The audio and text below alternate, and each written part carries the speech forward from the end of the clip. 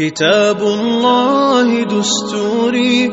الحمد لله رب العالمين والصلاة والسلام على أشرف الأنبياء والمرسلين نبينا মুহাম্মদ ওয়া আলিহি ওয়া আসহাবিহি আজমাইন আম্মা বাদ।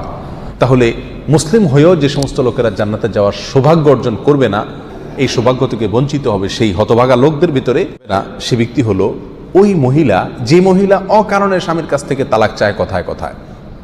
আমাদের মা বোনদের ভিতরে অনেকের ভেতরে এই চরিত্র আছে, এই দোষ আছে, কথায় কথায় স্বামীর কাছ থেকে তালাক চায়।